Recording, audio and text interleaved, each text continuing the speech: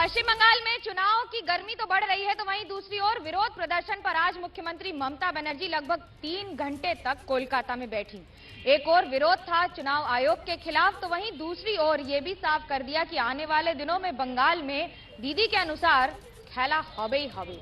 देखिए एक खास रिपोर्ट।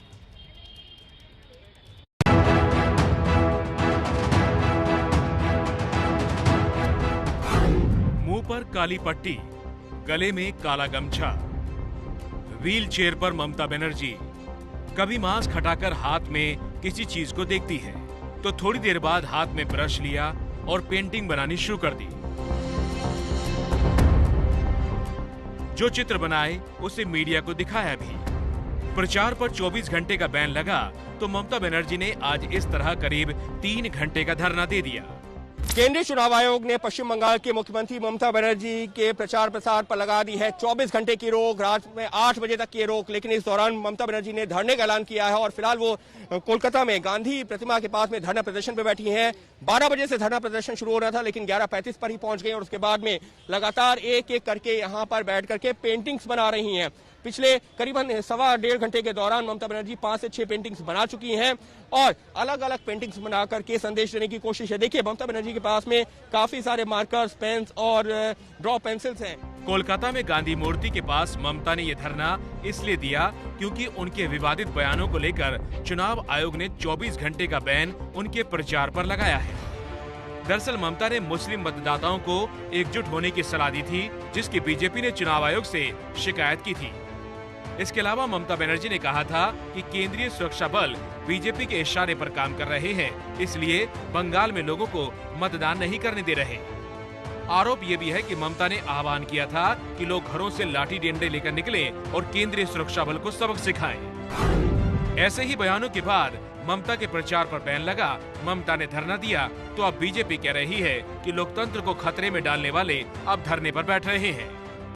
क्या ये लोकतंत्र की हत्या नहीं है? एक धर्म विशेष के लोगों से अपील करना, क्या ये लोकतंत्र को ताड़ता नहीं करता है? और पिछले 10 सालों में जिस प्रकार की तुष्टीकरण की राजनीति ममता बनर्जी ने करी, जिस प्रकार से दुर्गा विसर्जन को रोक के मुहर्रम के जुलूस को हर बार प्राथमिकता दी गई, उसी का खामियाजा आज टीएमसी को भुगतना पड़ रहा है। 5वें चरण से पहले ममता बनर्जी अब 24 घंटे मंचों पर बोलती नहीं दिखेंगी, लेकिन बीजेपी सवाल पूछ रही है।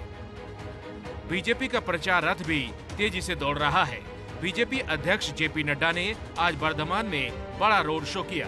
भारी भीड़ यहाँ दिखी तो उत्तर दिनाजपुर में प्रचार का मोर्चा अमित शाह ने संभाला। दोनों नेताओं के निशाने पर ममता बनर्जी ही रही। ममता जी के 10 साल के राज में टोलाबाजी, तुष्टीकरण, तानाशाही, कटमनी, सिंडिकेट, बालू सिंडिकेट, गोरू सिंडिकेट, चावल सिंडिकेट, हर तरीके का आपने सिंडिकेट देखा। दीदी ने भी कोई कम जुल्म नहीं ढाए, अनेक लोगों को निर्मम हत्या करा दी और हजारों पर मुकदमे दायर कर दिए। मित्रों, उसने मुकदमे राजनीतिक रूप से कुछ लोगों के सिलेक्टिवली वापस लिए। उत्तर 24 परगना में आज प्रचार मैदान में उतरे रक्षा मंत्री राजनाथ सिंह। उन्होंने भी बंगाल में बवाल पर ममता बनर्जी को घेरा। बोले बंगाल में बीजेपी नहीं आएगी तो बम वाली राजनीति ही रहेगी। बंगाल में 4 चरण का चुनाव पूरा हो गया है। 5वें चरण का चुनाव 17 अप्रैल को होगा। चुनाव अभी आधा बाकी है, यानी बंगाल के बवाली चुनाव में ना जाने कितने रंग अभी देखने बाकी है।